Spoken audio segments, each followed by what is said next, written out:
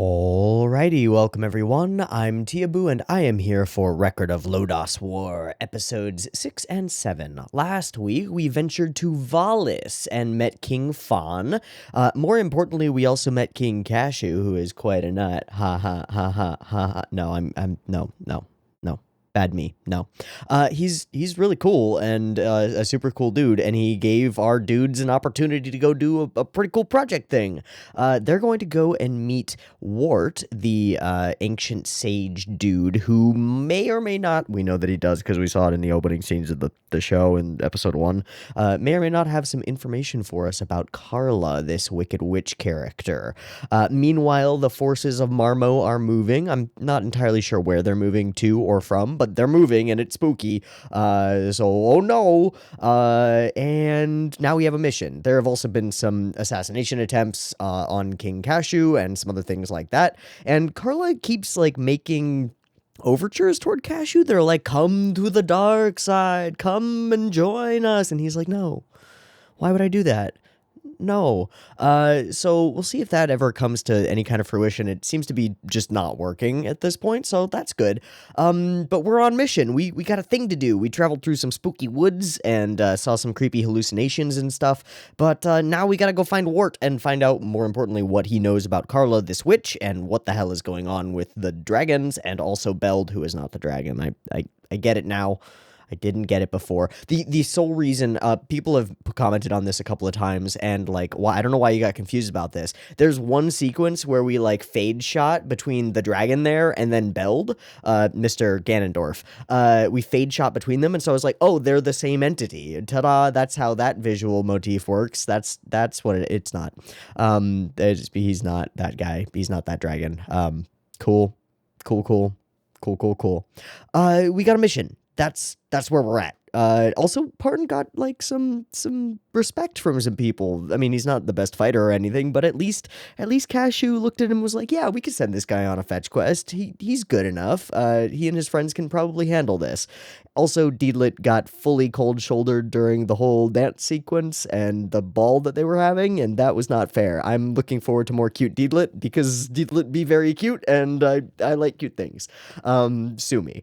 I think that's all we need to talk about here at the beginning of Record of Lodoss War. Let's watch some episodes of Record of Lodoss War, and we'll get going. It's also really fucking hot in my room right now, which is insane because it is mid-February in California. It should be colder than it is, but it's not. It's like 78 degrees outside and like 79 degrees inside my room because I have a computer running and it's really warm. Okay, regardless, let's watch some thing with the other things and we'll watch it. Yeah? Yeah. All right. I've got episode 6 of Lodoss to Senki up and ready to go. It is sitting at 0 seconds. There will be 2 versions of this reaction video. If you hear a screaming baby in the background, that's because there's a screaming baby in the background. There's not much I can do about that. We'll just roll with it and it'll be fine. 2 versions, picture-in-picture version available in the description. Timer-based version up on YouTube. You want to sync up? You can sync up. Beep beep timer. Let's go. Beep beep timer. Let's go. Duh. I don't know. All right.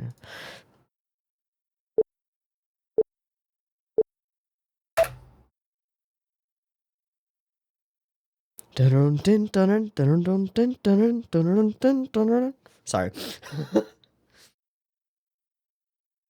I'm almost out of tea already. That's a bad sign.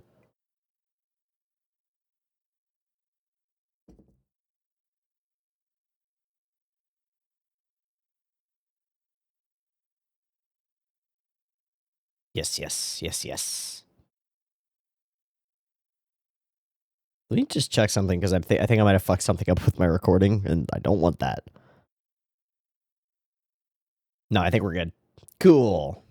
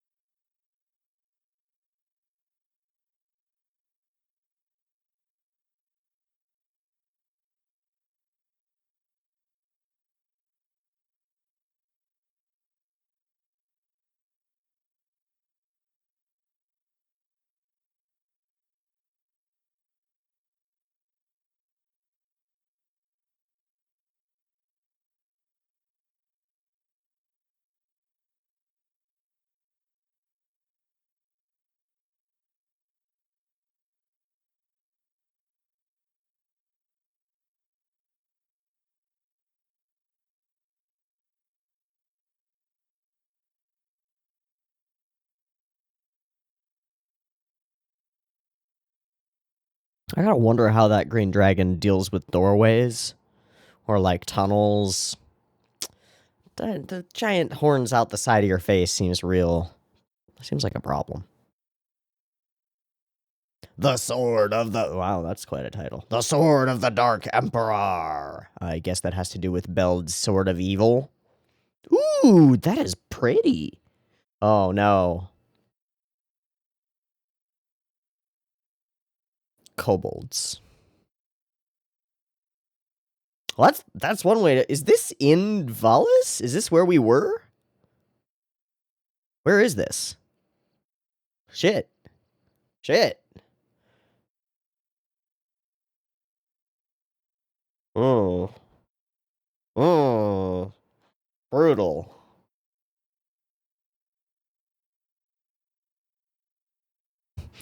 Just the horses just sliding across the floor. Oh, that is a big dude.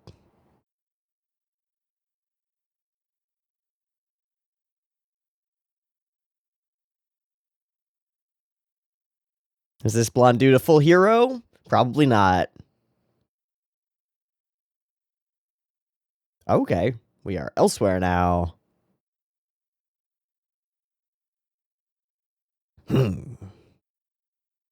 All right.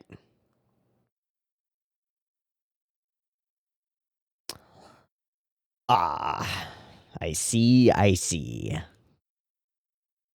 That is not gonna, yeah. Okay, that's bad.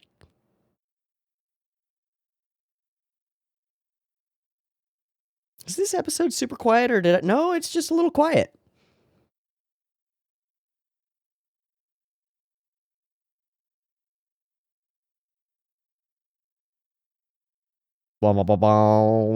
Was he talking to his sword there? Soon you, my sword, will meet your true enemy? Seems like it.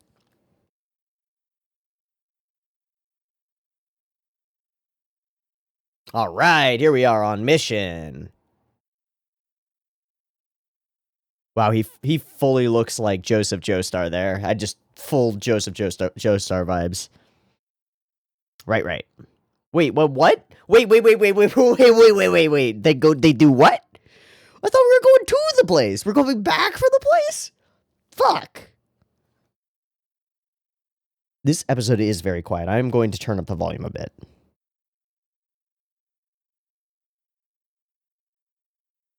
Much better.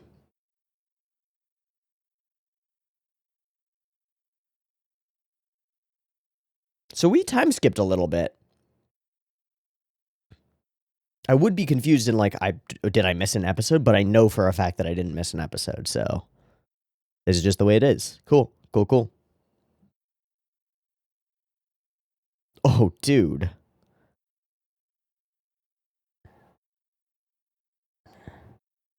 No, I'm concussed.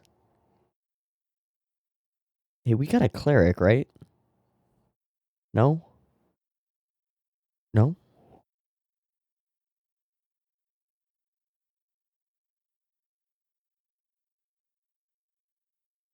Well... Mm-hmm. Mm-hmm.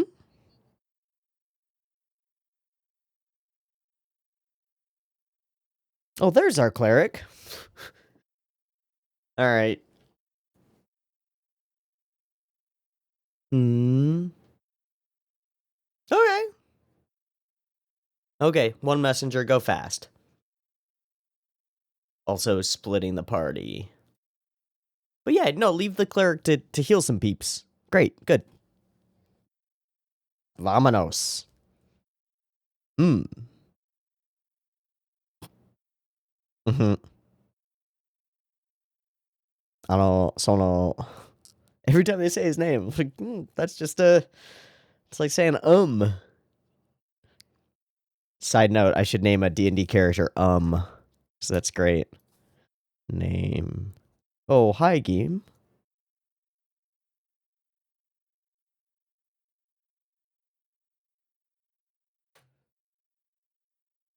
Oh, boy. Is this a dance? That's weird. They have shitty culture? Oh. Who dat? That's an elf. That's not a dark elf. Just a dark-skinned elf. No, okay. Buddy. Buddy. Buddy. I know it's war. Don't try and rape the elf, please. You're just gonna get killed.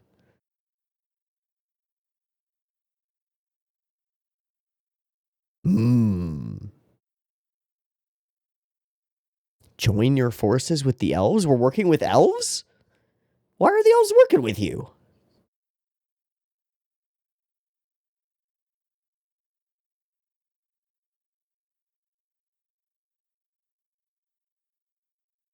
Ooh. Ooh.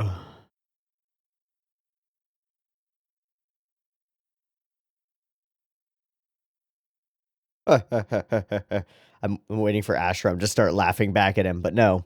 Yeah, you're gonna get your ass kicked, dude.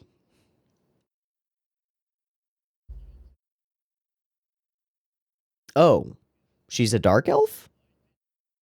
Wait, but okay. Yes. Yes, in most ways, elves are genuinely superior. Also, you're drunk. All right, bud.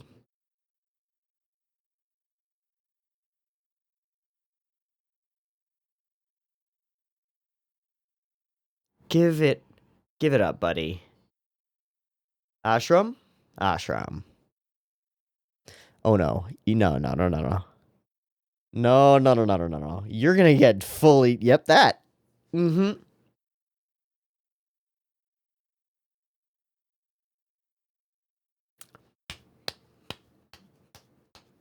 All right, Ashram. I could get behind that. Did not mean to say that as she. Okay, I'm just gonna be quiet and not make the joke that I'm thinking of. Ooh, doo.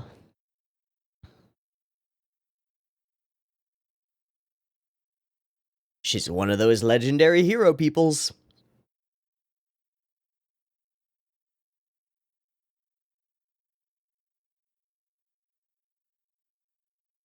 Hmm.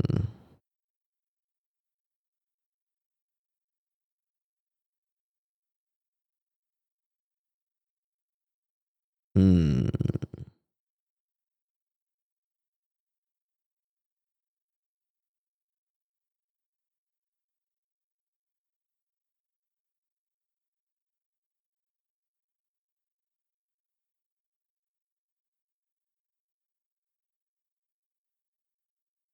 Nope, I'm here. Ha ha ha ha. I don't know what that means, but I love you too, Kashu. Wait.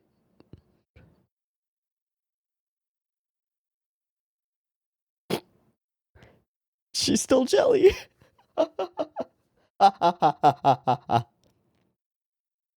Ooh, is it a magic item? Is it a magic item? Give me a magic item. Yeah. We take that. But he has his armor from his dad. He's gonna say no.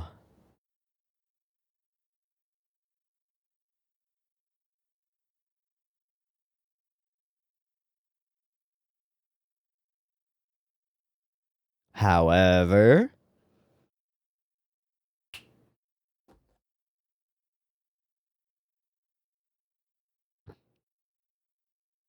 bro, that's a +1 to AC. What are you doing? What are you doing? No, I'm joking. Yeah. Oh, the big eyes. Yeah. Dun, dun, dun.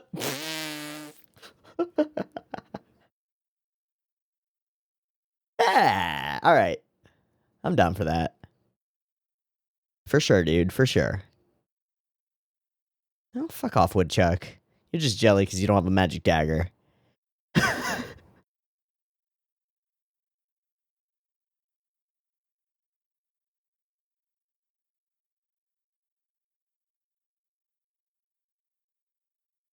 Jelly. Okay. Was it Woodchuck? Just Woodchuck. Okay.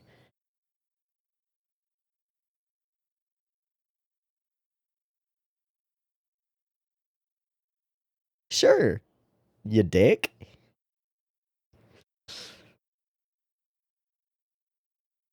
Yeah, the no matter what part is a bit of a problem.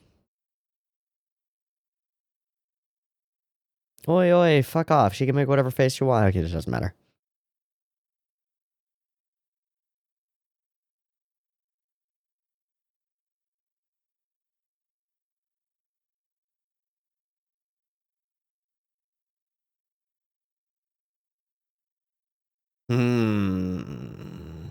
The balance of compassion and hatred.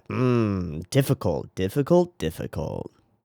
Also, the core conflict of one of my favorite characters in literature, Kaladin Stormblessed.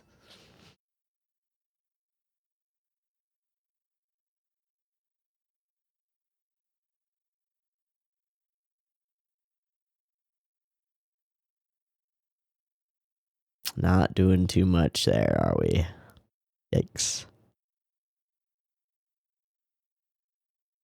Is Game leaving?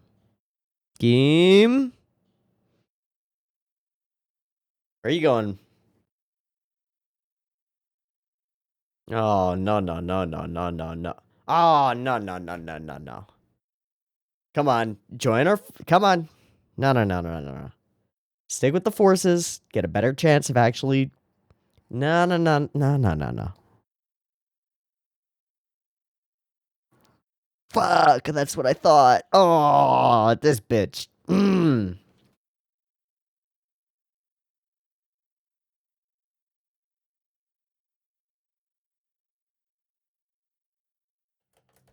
Cool.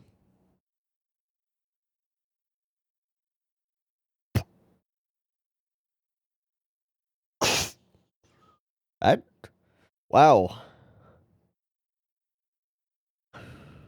I mean, I understand it. Sure, sure. Yeah, that's not nice. But okay, it would save his life.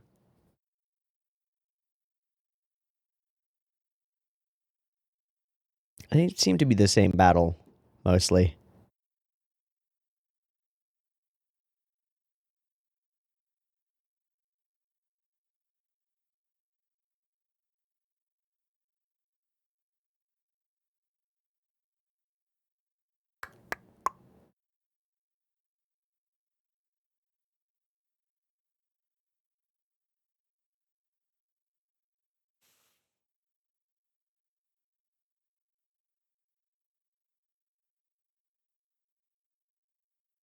Bit of fatalism going here.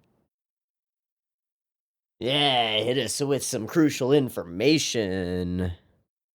You gonna tell us about your old adventuring party?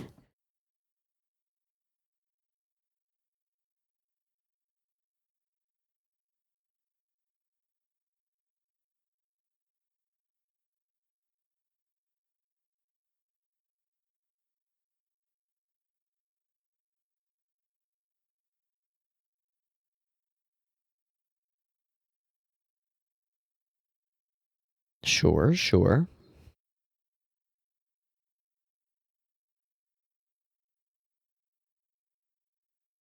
Are some of those treaties gonna be bad news?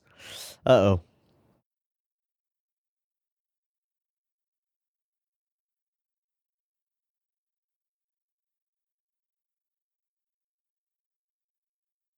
Oh, the demon dragon. Shit.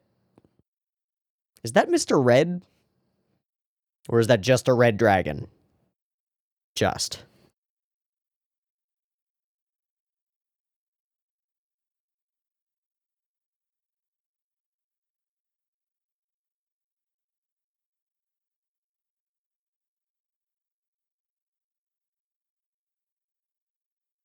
No.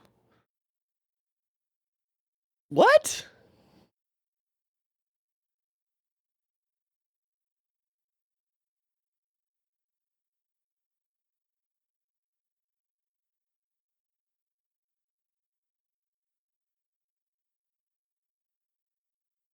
Is that Cashew? It's Dash's. Oh!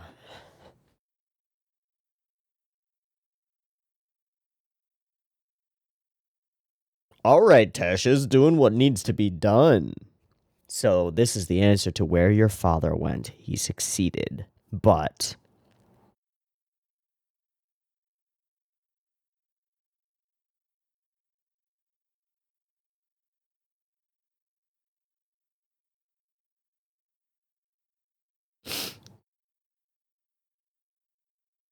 Damn.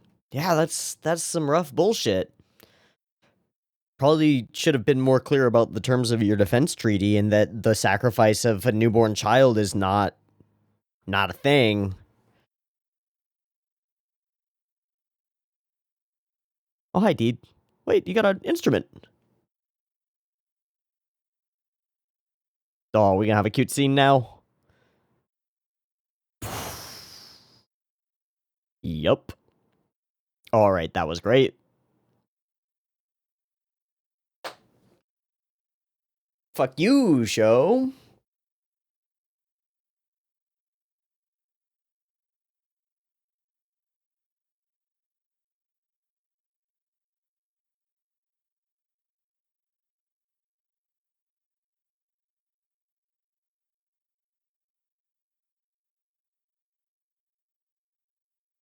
Ha ha ha ha ha ha ha. You fucking idiot. Yeah, no. Yeah, you fucking idiot. She's better than you are.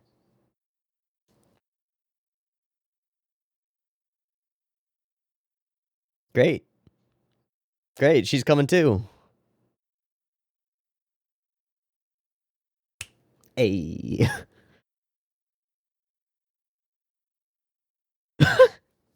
Alright, stop. Okay. Okay, super cute. Just phrasing, but super cute.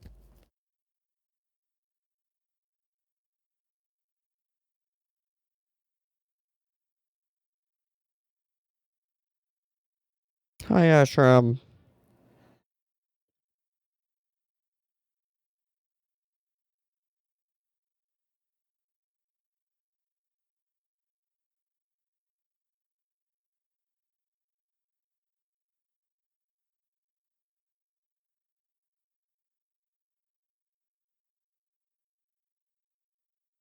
Hmm. Hmm. Hmm.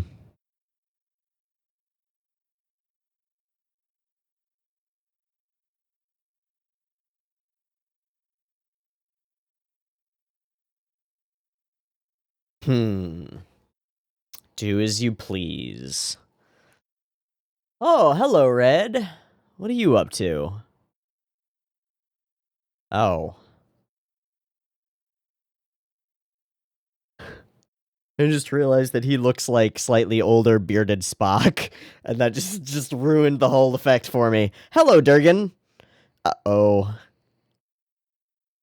Hello, Beld. Uh-oh. I'm sorry, who? Is Nars the name of that dragon?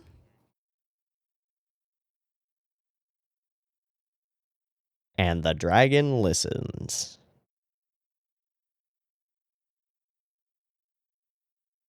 Carla, what are you up to?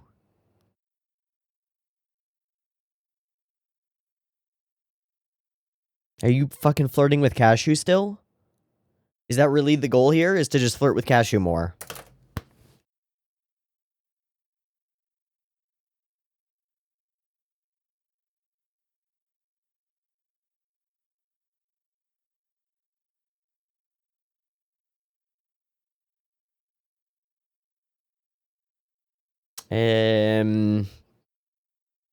Is he gonna explode or turn into a zombie or something? What is this? Oh. Oh, no. Oh, God, oh. Nope.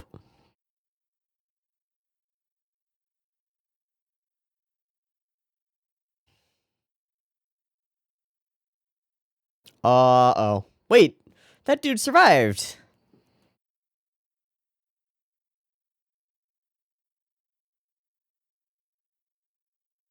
Yes, but they have swords.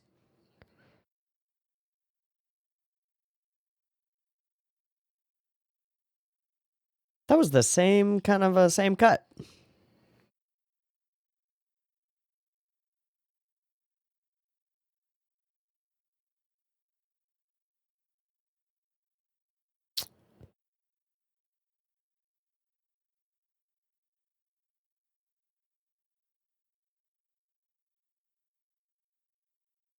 Hey, there's daughter who was saved.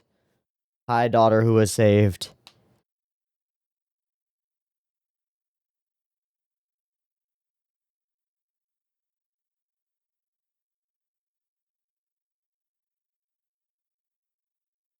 All right, legendary battles, scary stuff, scary stuff.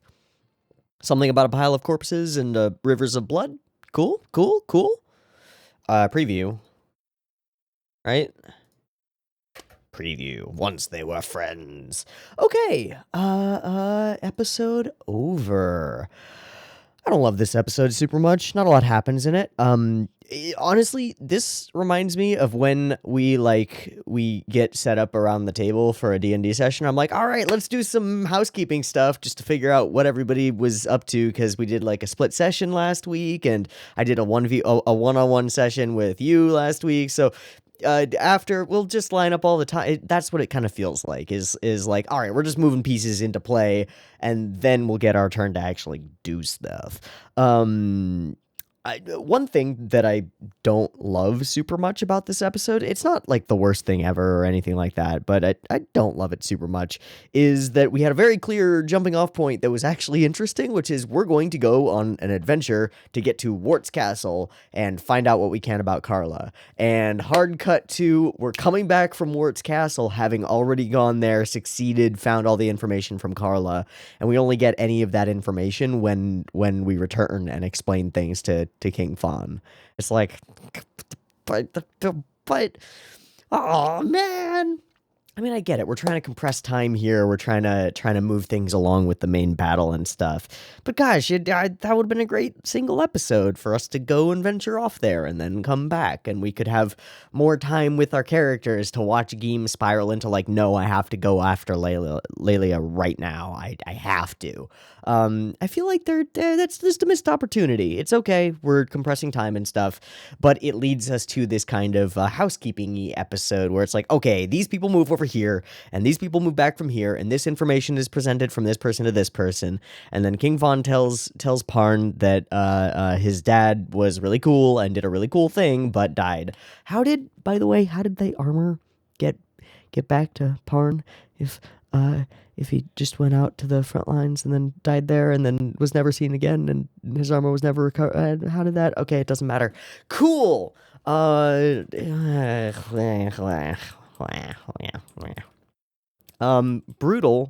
opening sequence, gotta say. We watched like 12.5 people get fully brutally murdered. That's some stuff. That is some definite stuff there. Ashram gets to grow on me in this episode. Just the smidgeniest, littlest bit. Ashram, super obedient, evil dude.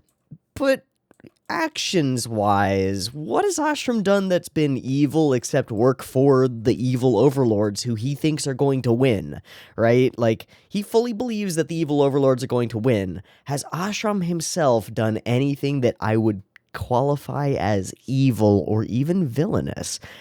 No, he's followed orders and like fought and led armies, but he's never done anything that's particularly villainous yet.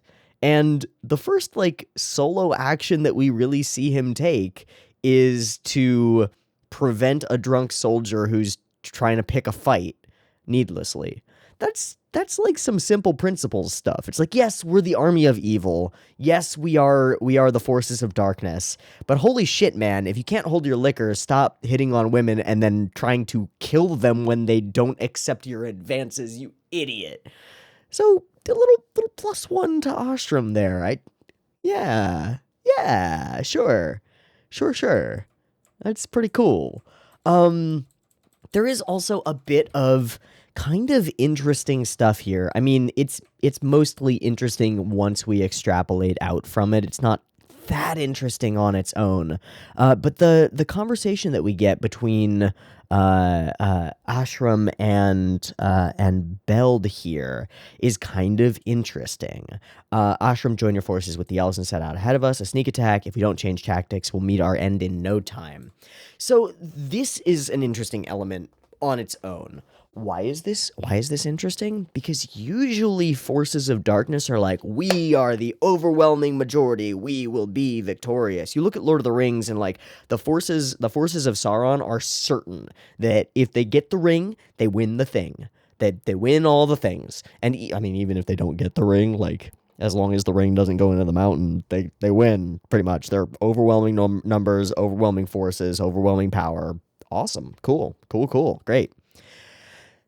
That's not what we get here. We get like, no, this is a tactical situation here. Beld is like, our enemy is serious. The forces of light and holiness and good are serious business, and we should not take them lightly. We've got to change our tactics to suit the situation.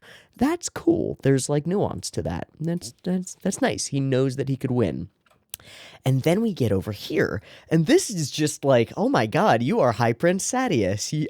It just clicks in my brain, like, oh, I get it, Beld. You are High Prince Sadeas. Victory at all costs, unless it costs us the ability to achieve victory, right?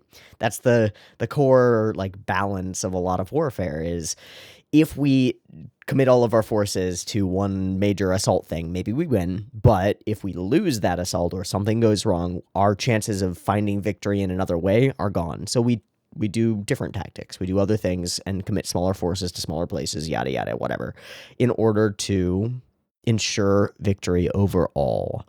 Cool. What else is important, and what defines evil in this episode? Because I just talked for a little bit about like Ashram hasn't done anything particularly specifically personally evil. He is following evil orders, and I don't think that there's any sort of what would it be, loss of guilt or whatever if you do evil actions just following orders. I mean, it's classic Nuremberg trials stuff. Like, no, you're still evil. There's always a choice. But what defines evil here, and how is it contrasted with our characters' actions and, more importantly, their perspective on things? Well, it's right here when Beld says, don't think of our losses as sacrifices. Think of our losses as a shield, right? And anyone in our forces is expendable, so long as their death leads us closer to victory, right? So there's a contempt for the life of your soldiers and a willingness to sacrifice them as essentially a shield wall, right? More deaths on our side, doesn't matter. We've got more soldiers and we can bring the pain more. Great. Cool. It's a shield. And this like lack of desire to protect the lives of your soldiers, not just because they matter in terms of troop movements and stuff and in terms of tactics, but because they matter as individuals, as people, although a lot of their troops are, I guess, not people. What's the contrast with that? Well, it's Parn and friends walking through a village that's been destroyed and seeing all these normal people slaughtered or injured and going, this is horrible. War sucks. How can we send anyone to the front lines if we're not willing to go ourselves? That's a key difference in perspective. And again, High Prince Sadeas. I won't spoil stuff about High Prince Sadeas because it's a great, just first book of the Stormlight Archives is a great read, and he's a great villainous character. But his willingness to sacrifice the lives of expendable men for victory is the core of his evil. It's the core of what makes him a fucking douchebag. Beld is just interesting. Super interesting. All right. So he immediately leaves there. He's getting the shit kicked out of him by a couple of dark elves who, little point of confusion here, we saw a dark elf earlier, right? With like dark grayish skin. Why are they just tan? Why are they just sexy tan now? I don't know. Dark elf men are creepy and blue and gray, except for that one who just looks like an elf. Fuck. What is happening? I don't care. It's fine either way. Dark elves. I love this little situation where this human dude who's clearly like common stock. Are you saying that humans are lower than you? It's like, well, I mean, elves are highly dexterous and generally immortal and innately magical. No, I think they're flat better than humans. It's kind of, I mean, the argument in the other direction would be like humans are more versatile, but come on, they're fucking immortal. Yep. Ta-da! You know how many humans spend their whole lives searching for a way to extend their lives? Elves don't have to deal with that shit. They just are immortal. Yeah, I think they're better. I think so. Humans are lower than you. Yes. Get wrecked, Mr. Drunk Soldier Boy. But Ashram steps in and takes the punishment into his own hands.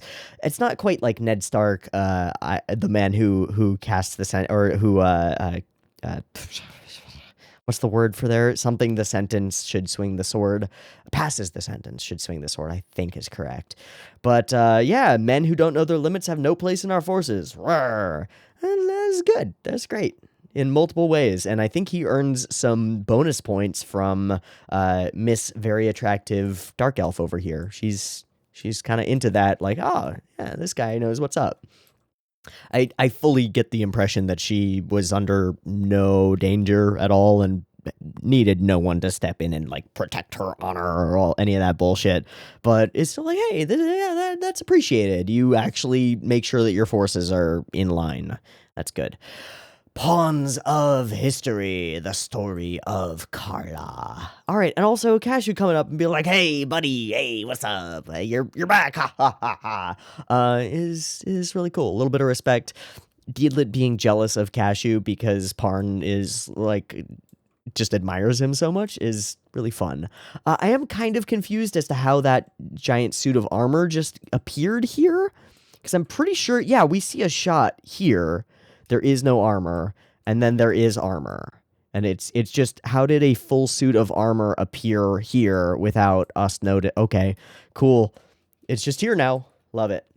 I do love this moment. I love this little moment where he's just like, nope, I'm sticking with my stuff. And they give him the shield anyway. That's nice. He's still an honorary member of the Holy Knights Order or something. And this face just sells it.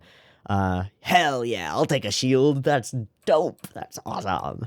And it is. It's super great. Parn, I'll be waiting. Okay, so Woodchuck. Can we talk about Woodchuck here real quick? Woodchuck is one of those gray area type of characters. Edgy boy. He's a rogue. He's a thief. It's how it works. But he also has this perspective on war that I think is really interesting. And I think we actually need to go back to the sequence in that village to find his lines and talk them through more specifically again. Because this is, again, it is a huge part of the juxtaposition and the contrast between our characters and the enemy characters, how they treat death, how they treat loss of life, is crucial. And I'm talking this through in part because I'm taking mental notes on it. Like putting yourself in the position of being a dungeon master means putting yourself in the position of all of the villains in your characters. As Brandon Lee Mulligan says at one point, "I'm all the bad guys." I'm all the bad guys. Duh. Yeah, you got to be all the bad guys. So that raises questions that I haven't seriously interrogated. I've thought to some extent about like what makes villains cool, what makes villains interesting, what makes bad guys interesting. But the thing that's more difficult is like what makes them bad, what makes them evil, and what is evil. We define an element of it in this episode, I think. The lack of respect for life is something that I think is a clear-cut, definitely evil sort of thing. Like, no matter what your goals are, if your goal is the salvation of the world if you have to kill a whole bunch of people to get there, or if you have to throw a bunch of forces against overwhelming enemies to get there? Is that worth it? Is it worth sacrificing those lives? And I think the issue with evil characters in a lot of cases is that they don't have that question in their heads of like, is it worth it to make these sacrifices? The answer is always yes. They're not sacrifices. They're tools, they're pawns, they're a shield. So those elements of evil in this story are useful to me, especially because the campaign, or the setting that I'm running in right now, the situation is such that there are no less than 5 active villainous factions running at all times, and they're villainous for very different reasons, and they may not be villainous if you look at them from a different perspective. Like there are different angles on all of them. The only one that's like really obviously villainous is just a gang of thugs that barely run a black market and don't run it very well, but like are just brutal thugs. But why are they brutal thugs? Well, because their ruler or leader or whatever, their leader, it makes most sense, is utterly paranoid and fully insane. Yeah, they're evil.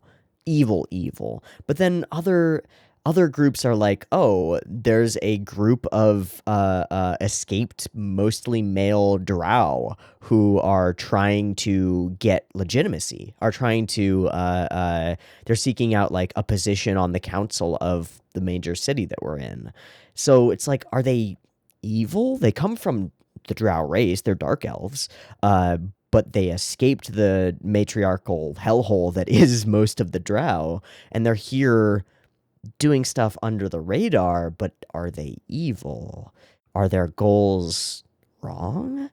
Probably not, but they might come into conflict with our party, and so that'll be really interesting. Anyway, I'm taking notes here because I'm intrigued by the evilness of these characters and why they are evil. I just wanted to explain that, and explain part of why is because like I don't just have to make one villain or figure out the motivations and tactics and style of one villain. I've got like 5. I've got a crazy wizard who's utterly insane and a monster and is genuinely evil, and I've got an insane guild leader of a bunch of thugs who runs a thugs gang, and I've got these dark elves that are like trying to get a foothold in the city, and some people might think of that as a really bad thing, but some people might be like, that sounds cool. These guys are trying to run away from the bad juju that is drow society. Maybe we should give them that. But there are some other factions too. But it's useful to get all these little character touchstones to unabashedly steal from other pieces of media, because that's great. Okay, so all of that because I wanted to look at this sequence. We see the death of a commoner, and Woodchuck stands up and goes, well, that's war. That's war for ya. That is how it is. Valis would never be this cruel, and he's wrong. You're wrong, unfortunately. Nations act in horrifying ways when war comes to bear. Now, Valis says a nation of holy knights and whatnot, maybe not in this category, maybe not in this world, but I like to think of war as being something that changes everything, even if war itself never changes. And people are capable of great evil. Great murderous evil, even if they're on the side of good. In fact, I'd say especially if they're on the side of righteousness and glory and blah, blah, blah, because that gives you a free pass. God said we should go and kill all the people in this land. Crusades. And so we're going to go kill all the people in this land. Woohoo! And we're going to praise ourselves for it because we're doing a good thing. And so it doesn't matter if we rape and burn and pillage and steal and murder and torture, because they're fucking infidels. Kill them all. Kill all the infidels. Please don't quote any of that stuff out of context. Jesus Christ. Oh no, no, not Jesus Christ. No. Oh no. Okay. Valis would never be this cruel. Well, maybe. But war shows no prejudice toward its victims. And she says this with sadness, which is the key the key here, is the attitude of our characters toward this experience. Okay, so there's not that much more from Woodchuck here. It's just those little bits and pieces. And we get a continuation of that conversation over here. If that was a joke, it was in very poor taste. Just wanted to see what a kid facing his first war is made of. Don't worry, I will fighter man. I am the fighter man, no matter what. Which is not terribly helpful to be like, my ideals are infallible, when you've never come up against a situation which actually tests the weight of your ideals. It's like, oh, that's nice, buddy. We'll see how that lasts when you're starving. We'll see how that lasts when you're gonna get killed, or one of your friends is gonna get killed. Will that hold true? Or will you kill and end people's lives because they're on the other side from you, not necessarily because they're evil? Yikes. Tough stuff. Again, major part of one of the core conflicts of one of my favorite characters in fiction right now, who is, of course, Kaladin Stormblessed. He's got a lot of that. A lot of that question is built into Kaladin's character, and it is a big part of like his struggle over the course of the Stormlight Archives. Yeah, no matter how many men you might have to kill. You talk too much, yes, but that is not an answer. That is not, that doesn't respond to the point that he brings up, which is, I think, a legitimate point. Now, it's a dark and fatalistic and unpleasant point, but that's why this character is the way that they are, right? Why is Woodchuck this way? Because he's seen a bunch of dark, unpleasant, awful things. We met him in a jail where he was probably awaiting execution. This world's fucked. He's lived in the underground. He knows. He knows that this shit it sucks. Now, maybe he's gone too dark and too fatalistic because of that. Maybe he's lost sight of the light. But it serves as a cool counterbalance to Parn, who is just like, I am in the light and everything is good and I'm going to save everybody. And what if you can't? What if you can't save everybody? What if you can't? You're going to have to make some tough decisions, bud. Gonna have to make some tough decisions, bud. There's also this section, which I wish there was more here to it. Now that you're a knight, you're probably going to have to end up forgetting about all the pain we saw coming here. Because what he says later is like, if you don't forget that pain, you're gonna be in trouble because you'll never be able to kill, right? Which is, I guess, it all has to be speculative, because at this part, now that you're a knight, you'll probably end up forgetting all the pain you saw.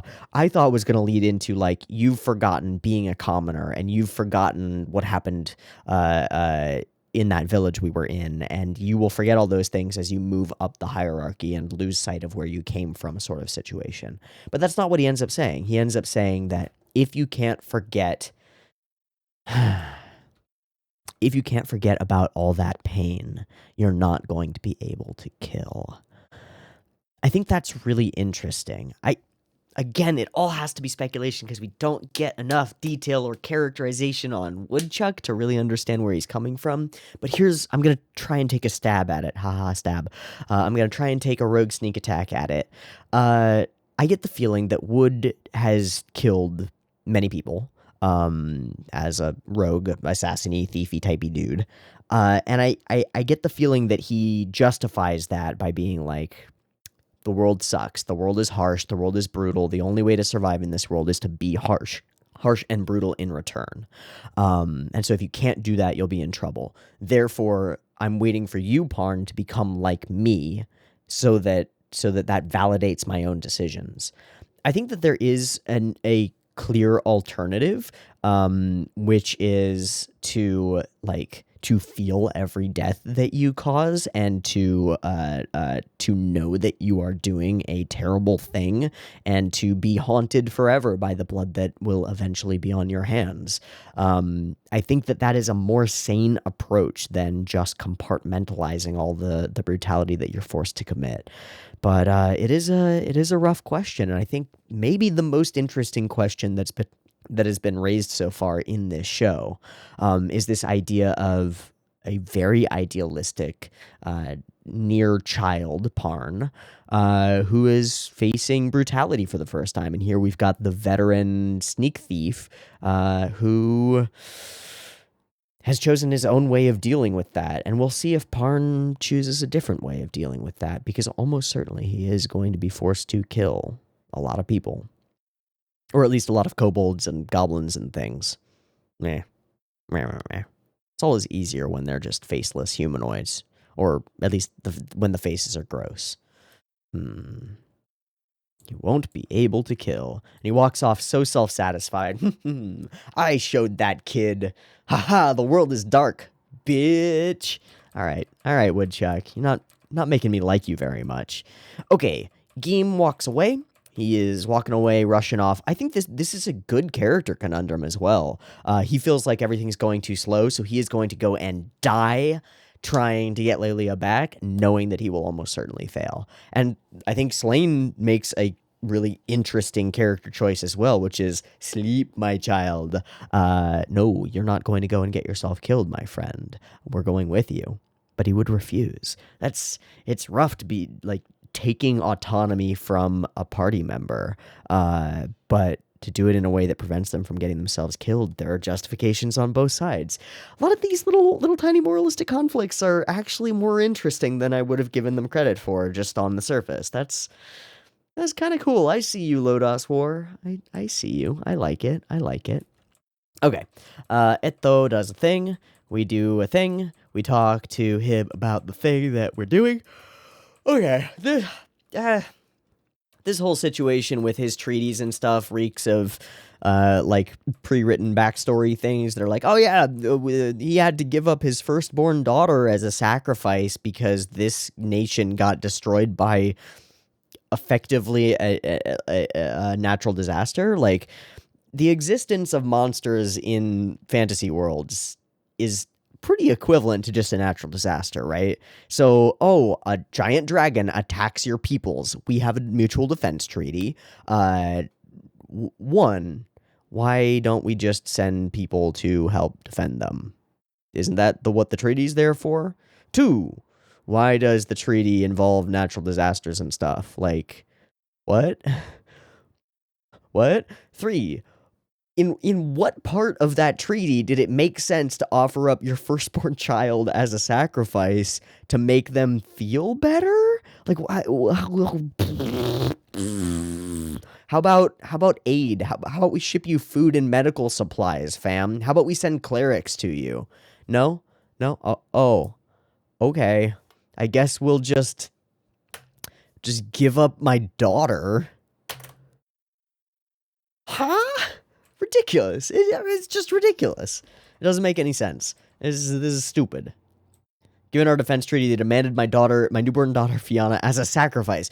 Wait, okay, so your nation just got demolished by a dragon, and you think that the answer to this situation is to harm the royal family of another nation without it doesn't help you in any way? What?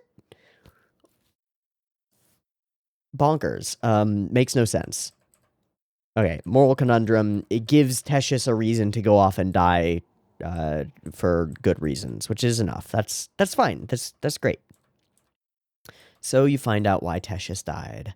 And you sit alone on the rooftops being all sad. Can we talk about Deedlit's voice actress and how she fucking kills it right here?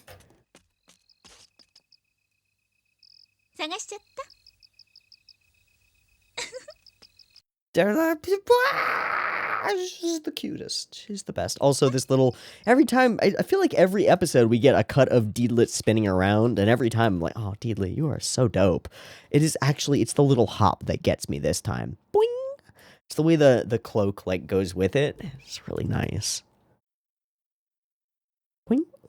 Plop. I think that's super cute. As is her playing. And then stupid Parn is really fucking stupid. And he's like, you stay behind. I can't lose you. Smack, smack, smack, smack, smack, smack, smack. You fucking idiot. She'll be fine. She'll be fine. Honestly, it's more about protecting you, motherfucker.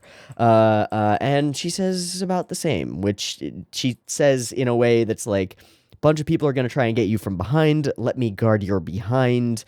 And you keep your eyes on what's ahead. Yeah, okay. Jokes about phrasing. moment of I I don't know what kind of tension this is. I really don't. This little eye narrowing moment, like what she goes from not quite smiling as much to smiling a bunch more, doesn't she? What is this tension? Like are they just gonna fuck? Allow me to accompany you. I shall serve you well. I feel like they're just gonna fuck. I feel like they're just down. Like it's on. Maybe not. Maybe I'm totally misreading these very vague, like, They just sort of smolder at each other for like a solid 15 seconds, and I don't know what that means. Cool. Cool. Also, Mr. Wizard is up here cackling. Also, just this image of him, it's just Spock. It's just Spock. That hurts. That feels very strange.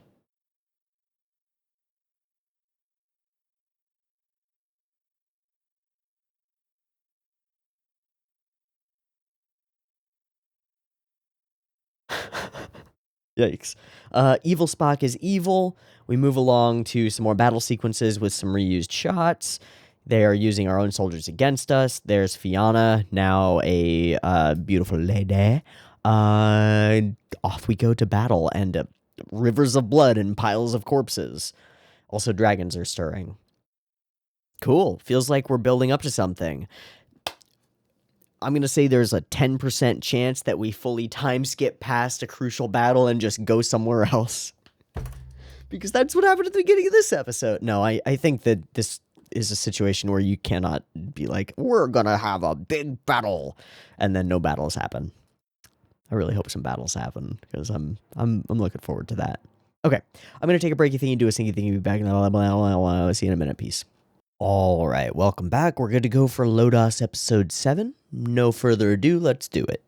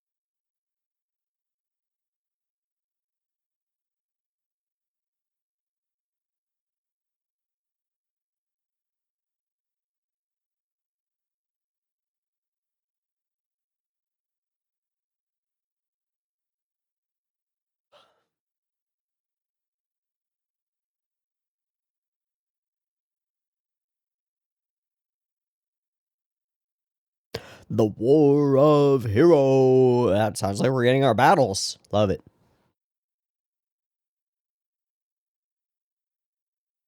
Who's that writer? Is it Cashew?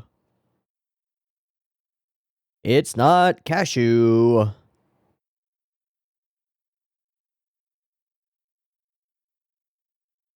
All right, we're on the march. King's with us.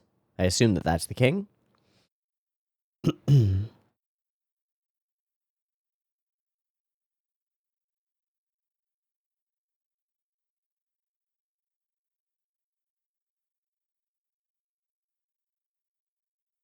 Bullshit.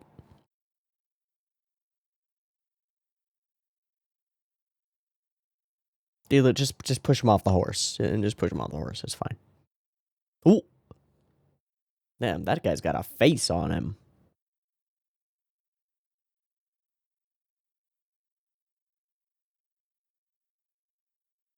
Strike!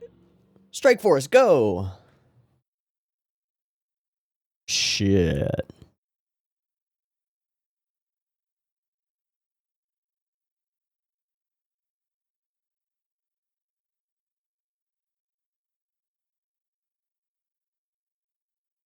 Gotta go save the king!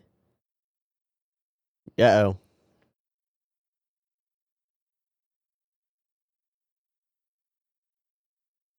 Jesus. Jesus. Yeah. Thing about that is, big pack of wolves will still kill ya. Oh, hello. No, no, no, no, no, no, no, no! Yay, yay, yay, yay, yay, yay, yay, yay! Oh, hey, it's King, Prince Jester. I almost said King Piccolo. I swear I almost said King Piccolo. Hey!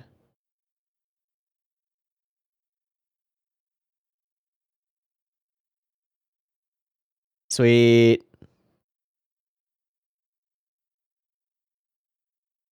Sweet. Gosh, that must be hard to try to animate. I understand why they did it that way. Animating a flying creature scooping through an army. Jeez. Hello, Carla. I assume. Hello. What are you up to? Doing some creepy magic shit? Doing some creepy magic shit. Yeah, yeah, yeah. Cool, cool, cool.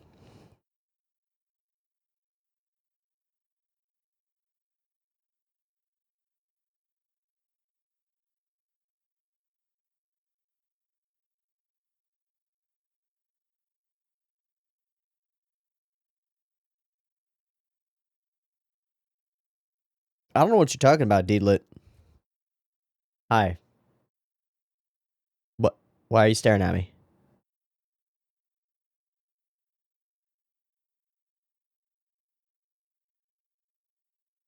Oh, you're dead. All right, just gonna ride up and be like, "Hi, I'm wearing a red shirt, and also I'm about to retire, and I'm definitely gonna die." If that guy doesn't die by the end of this episode, I'm gonna eat a hat. I don't have a hat to eat, but I will pretend to eat a hat.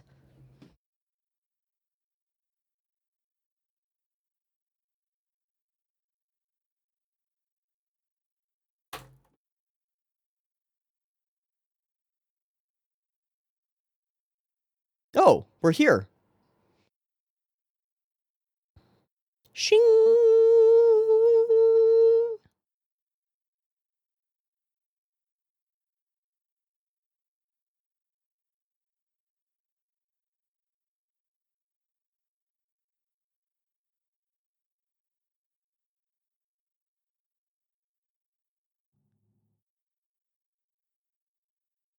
All right, the fog clears. Whoa, whoa, whoa, whoa.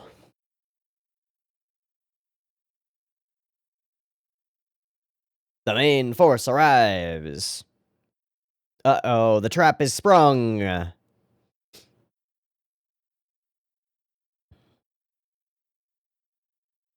Beldo! Fawn! Beldo! Fawn! I just want the whole episode to just be them, like, yelling at each other.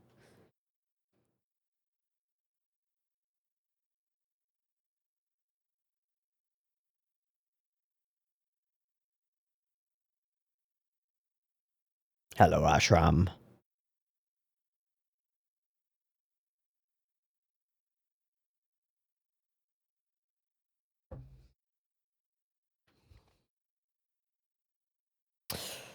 Shit. Can you see that place? Or are you just feeling vibes now, dude?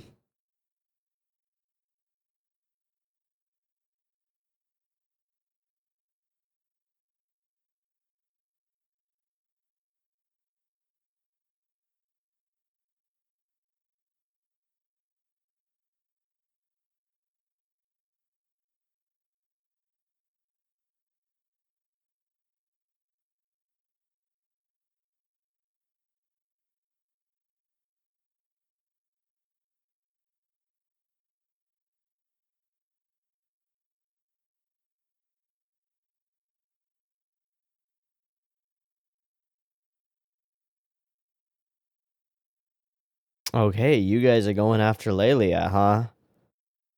Alright. Hi, Wart.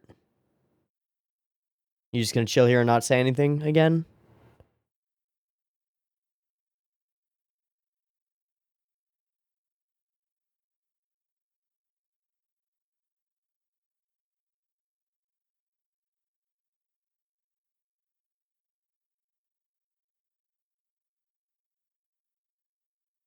Oh, wow. Wait, what? This is when we visited there?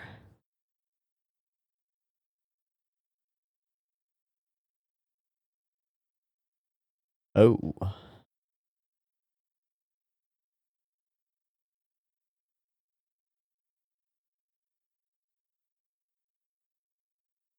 Well, that's confusing.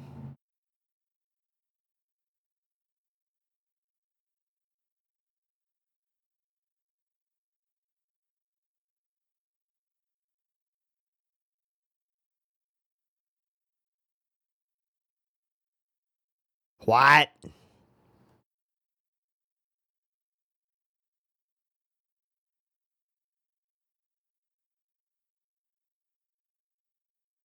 Parn has improved markedly. Nice. But we have some very fatalistic music going. Like, we are losing. Okay. That's bad.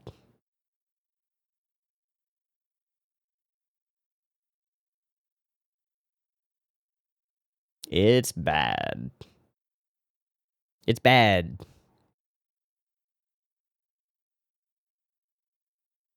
Ashram! Hello. Yes, it is him. That is a dope song. Let's go, Parn. This is a bad idea, buddy. This is a real bad idea. Oh, boy. Also, what happened to your shield, dude?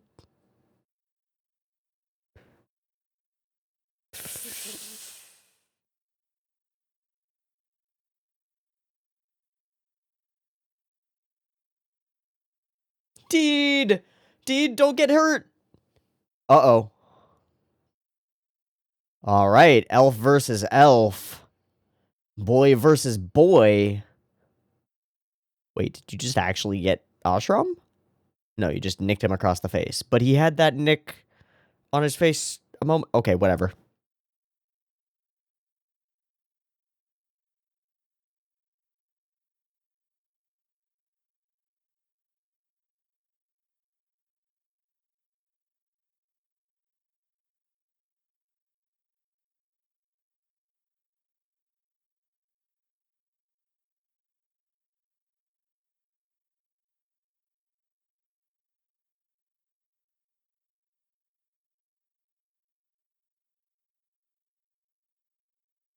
And away runs Ashram.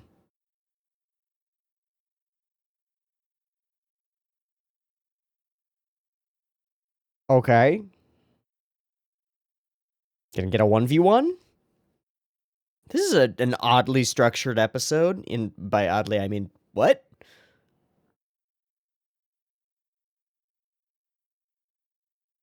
See, what normally happens when you're like, I challenge you to single combat, is a bunch of archers pop up and then shoot you. Fuck honor.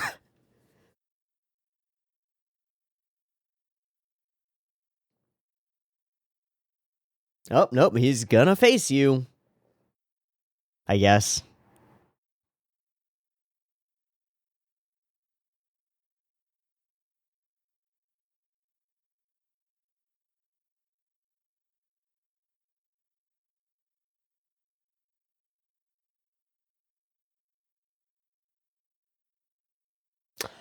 Okay.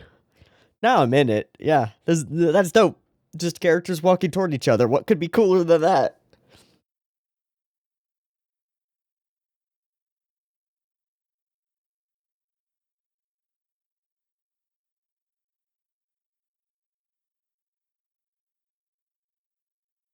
Two giant mountains of men to face one another. Are they gonna shed their cloaks like fucking dope boxers? Tell me that they will.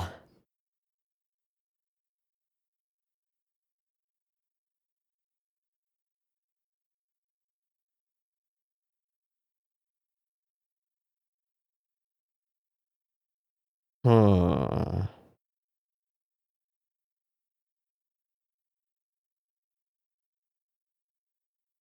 Twing! Twing! Man, they gonna keep the cloaks on? They're gonna keep the cloaks on. Alright, it's pretty dope. I'll give it to ya. Those are weird noises. And why?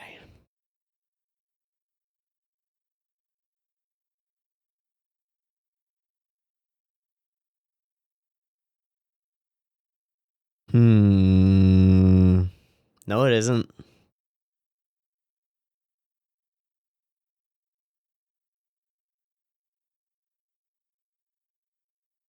Why? Why not, Carla?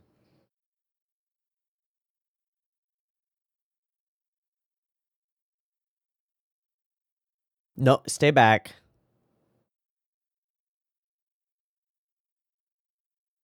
We getting a fucking... Are we Obi-Wanning him right now, but pre-death? Are we pre-death Obi-Wanning him? Oh, it's Wart. Okay, I thought it was Fawn. My bad. The true evil is Carla, who keeps this world unbalanced. Why?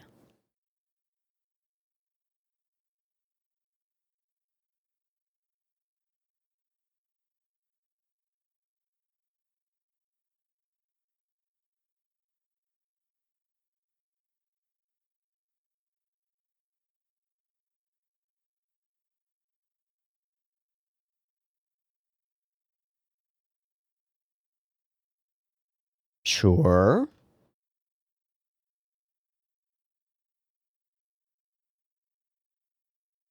Sure.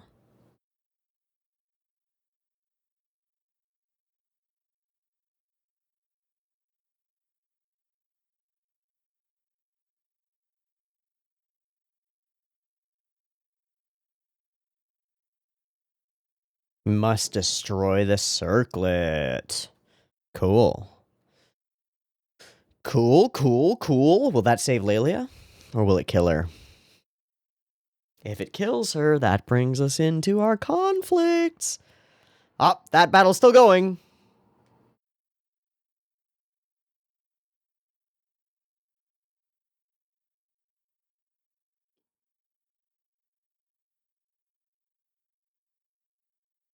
They fight until the sun sets. Ooh, is King Fawn gonna die in, like, the last Uh-oh.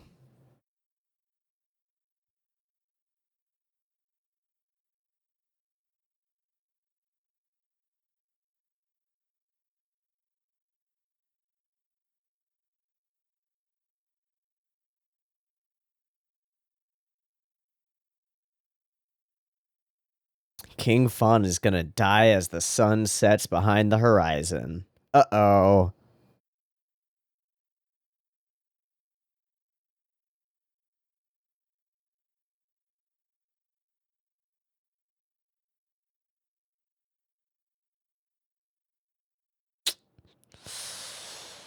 Yeah. Beld gets back up. Yeah. Yeah. So, what happens to the Holy Sword?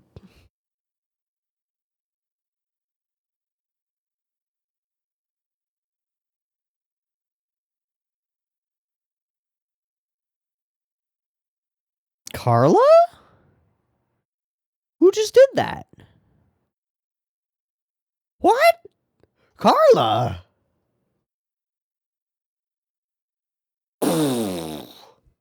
She just wants conflict to continue, huh?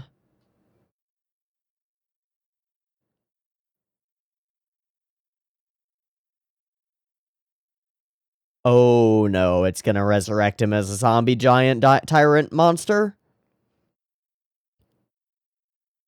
Uh-oh. Uh-oh, Biscotti Bow. I'm sorry, can we pay attention to the fucking demon that's being birthed over there?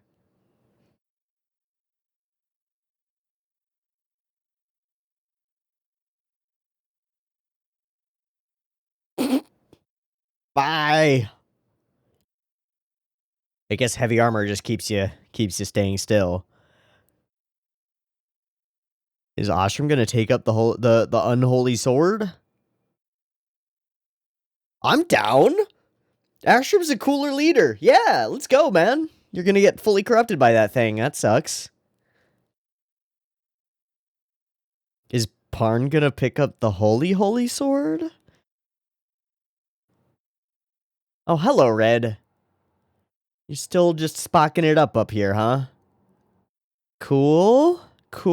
Cool.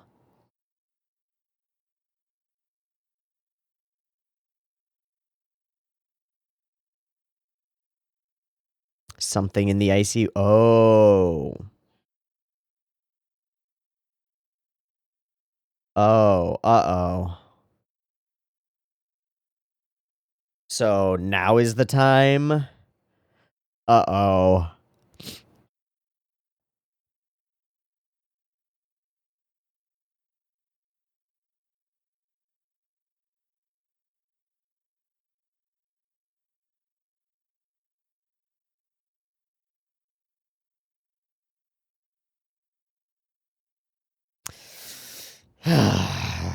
Fiery red. And the last one, our missing black. Finally time for Nars to rise. Shit.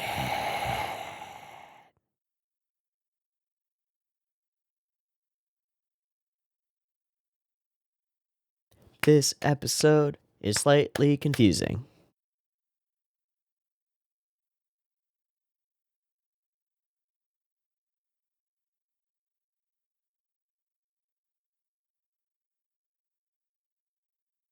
Leave him like this?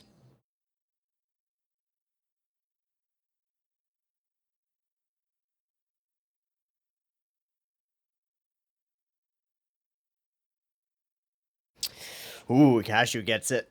Cashew gets it.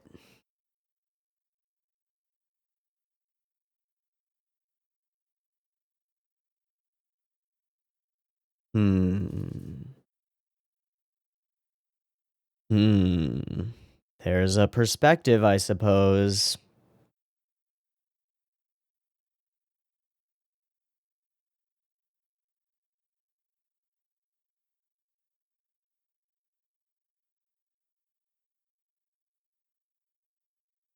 The Nameless.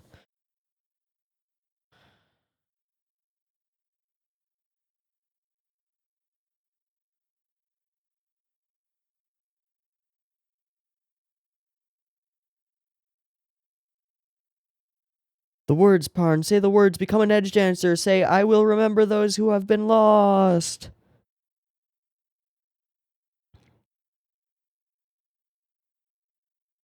Already facing it. Bunch of dragons, dude. Whole bunch of dragons. Fuck.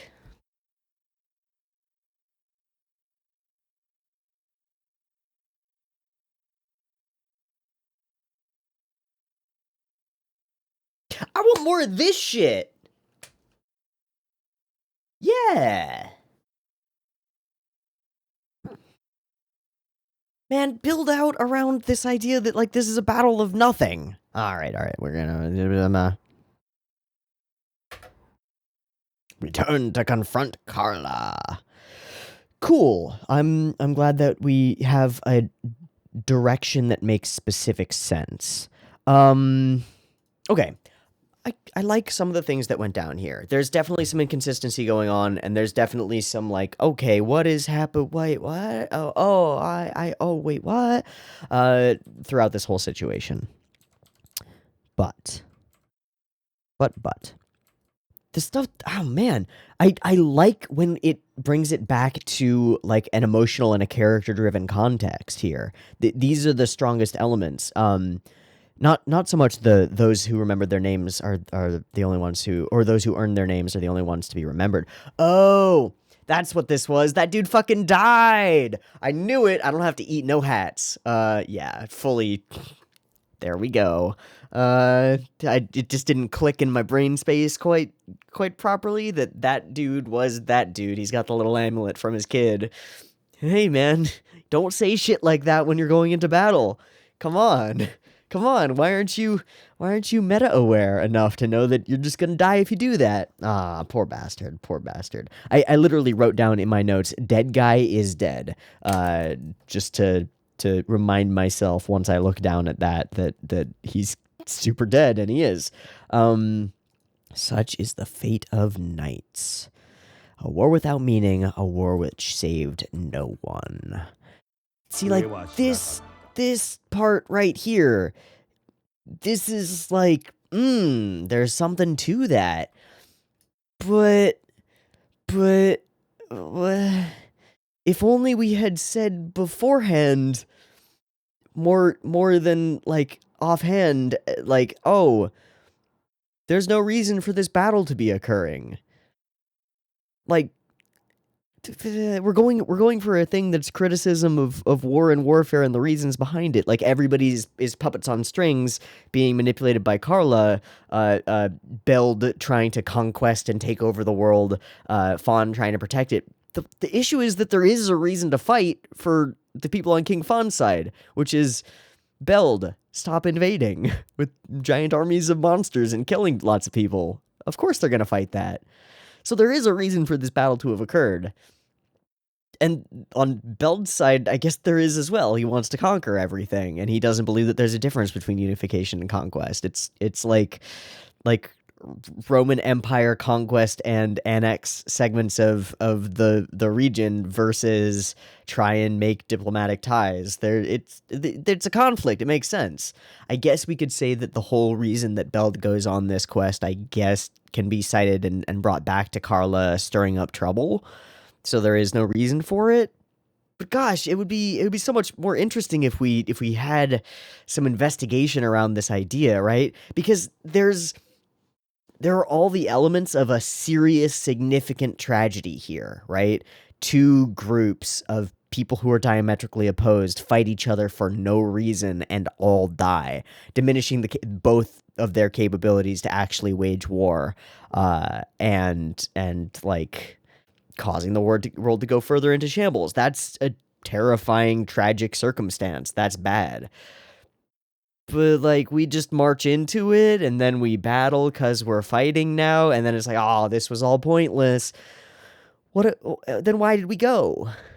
Why we just get these two leaders being like, this is our fate. It was always going to end this way.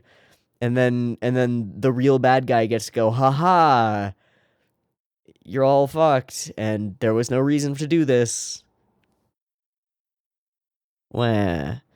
Like,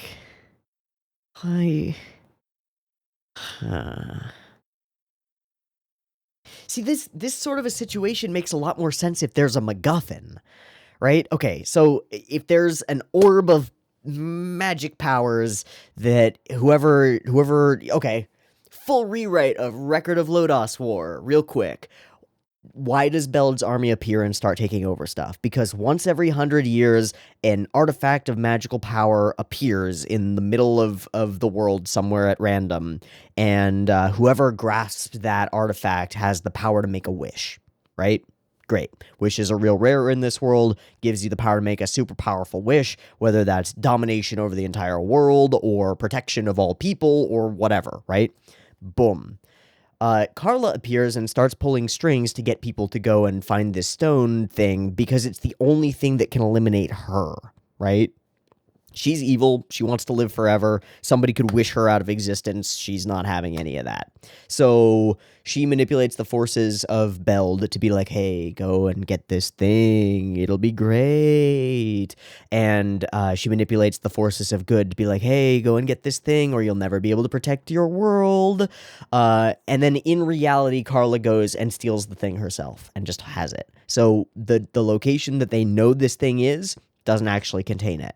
Our two forces set out to go and claim this artifact of incredible power with which they will determine the fate of the world itself and all of their citizens and all of their people. Beld wants conquest. He believes himself to be a better ruler than Fawn and believes that he will do, like, it'll be good for him, not good because he's evil, but it will be good for him if he claims this thing and makes some wish. Maybe he actually plans to wish Carla out of existence so he can get this witch off of his back. It doesn't matter. The whole point is both armies have a reason to go somewhere and fight each other. Besides, their army is coming, so our army must meet them, and their army will be there, so we must bring our army. Okay, so instead, we find ourselves out on the plateau, leading into the entrance of this grand dungeon where this orb has appeared, right? This magical artifact of wish granting has appeared. We bring Parn and his adventuring buddies because they're a small squad that could investigate that place, right? And go in there and like go underground and investigate the dungeon and find the thing. That's what they do. They're adventurers. But we face the other army. The other army arrives at the same time. So we must fight. There's no choice. Otherwise, they'll storm this dungeon. So the forces of good are trying to hold back the forces of evil and allow Parn and his people the chance to go and find this magical wish-granting artifact. And they fight, and they fight, and they begin fighting, and we, our main characters, leave that battle. They leave that battle and adventure into the dungeon. We cut back every 10 minutes or so in the episode to show that battle is still ongoing, while our adventurers go through traps and puzzles and tricks and monsters and things in this in this dungeon, and maybe even a dragon like the one that they faced before, right? And they get to the altar, the raised dais where this orb clearly should be. There's a little pedestal for it covered in velvet cloth. It's definitely where it's supposed to be, and it's not there. This whole mission was for nothing. So they trudge their way up outside of the dungeon, re-dodging the traps and tricks and other things. And you may or may not notice that about halfway through the episode, we stop cutting back to the battle. And when they arrive at the battlefield, King Fawn and King Beld are both dead on the ground.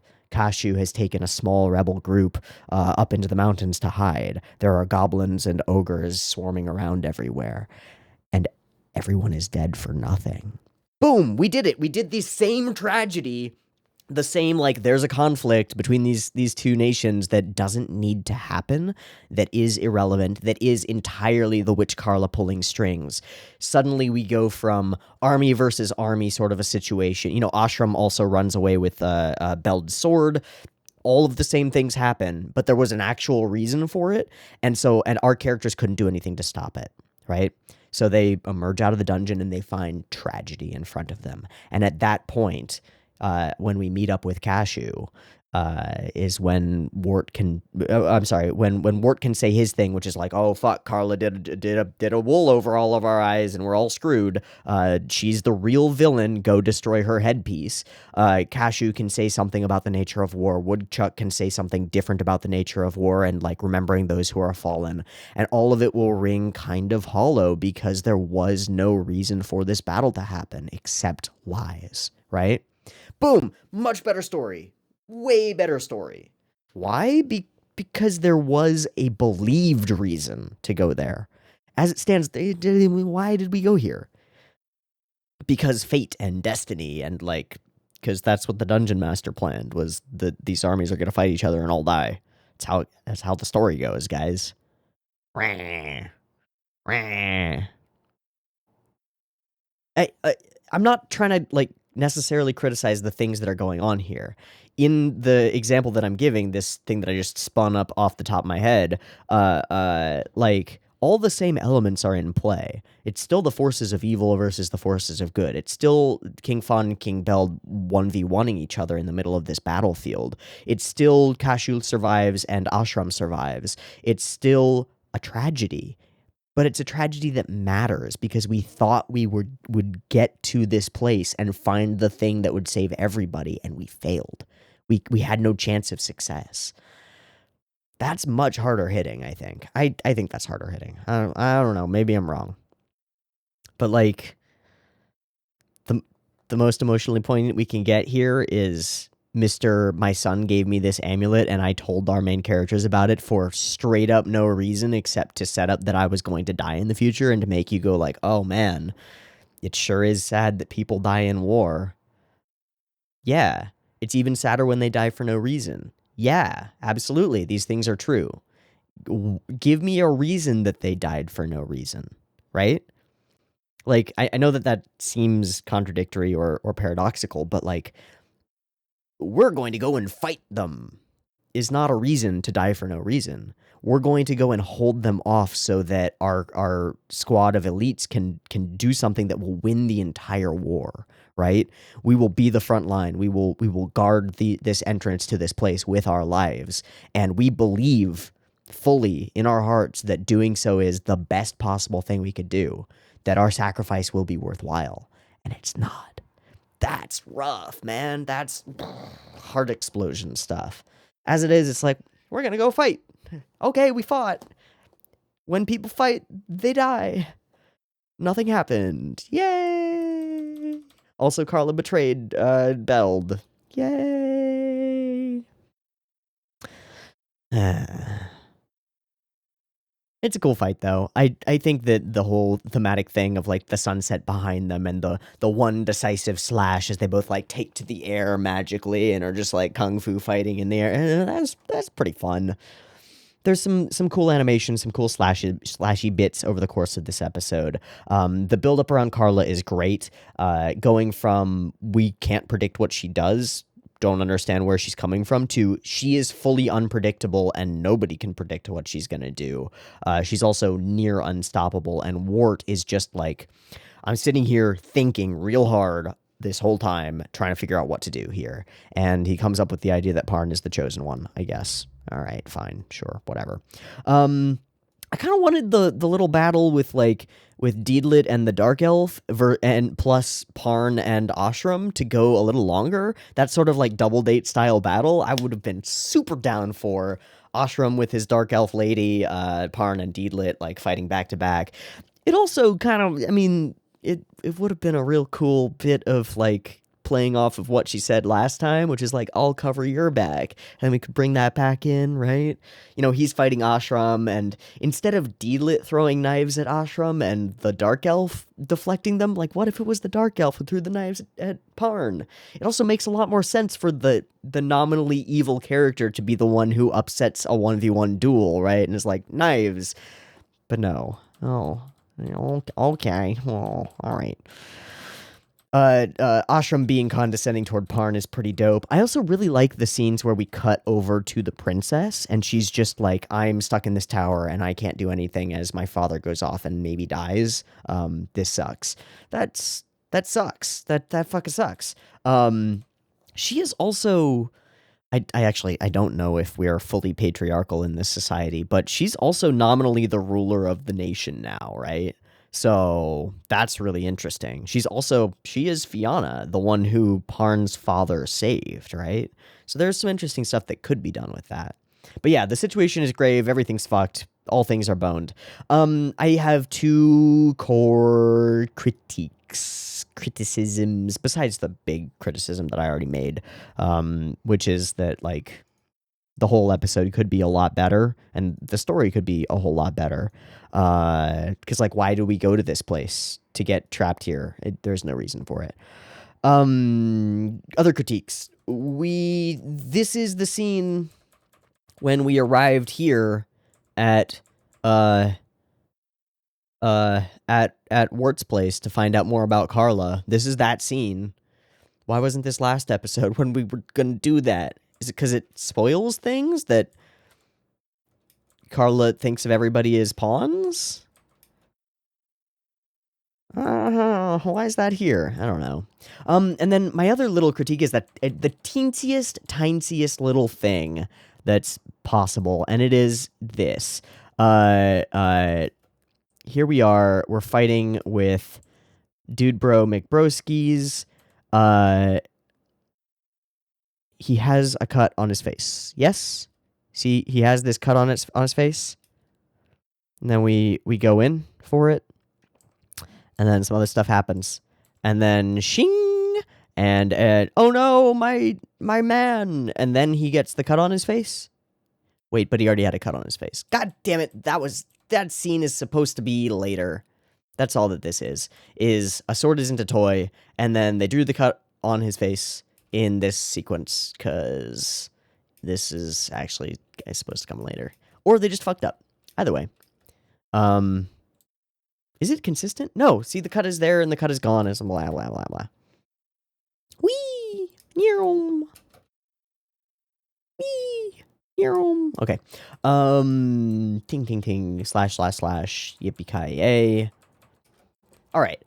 I will give this episode a couple things. One, in a very JoJo's Part 3 ending sort of way, two beefy boys walking toward each other in full armor with big swords is real cool. Having them glower at each other from across the arena and then just, like, walk toward each other fatalistically, like, we're going into battle. It gets me every time. It doesn't matter if I'm like, why are they fighting? Okay, never mind, it's cool. It's fine. That's okay. It's not an excuse for not writing a good story. I think that this is an element of this story that could be a lot better, but that's okay. Of course there are elements of the story that could be a whole fucking lot better. It does feel very, the DM decided that these things are going to happen, and so they're going to happen, and we didn't really think too hard about making up reasons for that to occur sort of situation. I will mention that this moment as Beld walks away and almost walks into the darkness and a fucking bolt of something from heaven lands and obliterates him. Also, the blood all over him is crazy looking. And then I don't really get it, but his whole soul explodes into a bunch of light flashes and also a giant sandstorm that leads to the awakening of all these ancient dragons. That's pretty cool. Why? Why? What?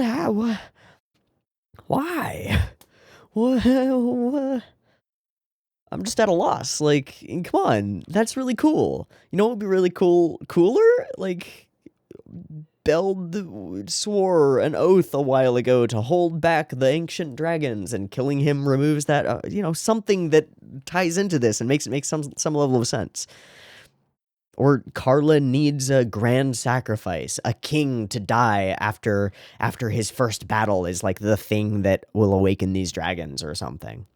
Also, what does Carla really want? Does she just want the world to be in constant chaos and conflict? It seems that way, which might be valid, might be really cool. As soon as we started talking about that, like, oh, Carla doesn't want conquest, doesn't want order, doesn't want unification, I was thinking like, oh, maybe what if Carla is like a twisted protector of the species? Because there's a book or something that I've read, I don't remember what it was, that's like, oh, if humans actually unite, then aliens kill us all. And so maybe she's trying to protect us from that kind of a thing. That could be really cool. I love solid, obvious villains who are obviously fucking up and obviously evil, but are actually the lesser of two evils that you just don't know what the other evil was. A solid example would be Mistborn's Lord Ruler, who is an evil character who is holding back other evil things, and that's like the main impetus of the plot of the Mistborn series. I like that kind of idea. I get the feeling Carla's just a crazy fucking enchantress witch, so probably not gonna get any of that creative juice going from there. But just going through this episode, there are some things that I like for sure. The battle sequence in front of the sky is really cool. The little twist where a big twist where the spear comes out of nowhere and destroys Beld, and it was all for nothing is pretty cool. It just could be a lot better, and that's okay. But hey, guess what? Now we have fucking dragons and a whole lot of them. Welcome to the Chroma Conclave. Enjoy your stay in fucking Lodoss when it's being run by gigantic dragons. Uh-oh. Uh-oh. Cool. I'm excited for next week. I don't like super love either of these episodes, but they did spark a good bit of discussion and a bunch of ideation in me, and that's honestly why I'm watching the show. So, I have to step back from the part of me that's just here to enjoy the show and be like, no, we got other things from it, so it's all good, and I did enjoy it, so it's all good. I'm gonna wrap there. I've been Tiabu. This has been Record of Lodoss War episodes 6 and 7. I hope you've enjoyed them as much as I have, or more. If I missed things or mistook things, a lot of people mentioned stuff about like kobolds got there was a mistranslation in one of the original D&D books, and so when they get transliterated into Japanese, they entered the Japanese popular consciousness as dogmen, which is wrong but cool. Nothing terribly wrong with that. It just does overlap entirely with gnolls, who are like hyena men, and they're basically the same. I don't know. Kobolds are they're little scaly mini dragons. That's how they are. But that doesn't mean that kobolds as dogmen is wrong. It's just wrong. It just is how it is. Anyway, if I missed anything else like that, or just didn't understand something, or I've talked for like half an hour about something that just straight up didn't happen in the show, or there were reasons for them to be fighting besides let's fight, let me know in the comments. I'll read them. Otherwise, I will see you next week for the next couple of episodes of Record of Lodoss War. Peace.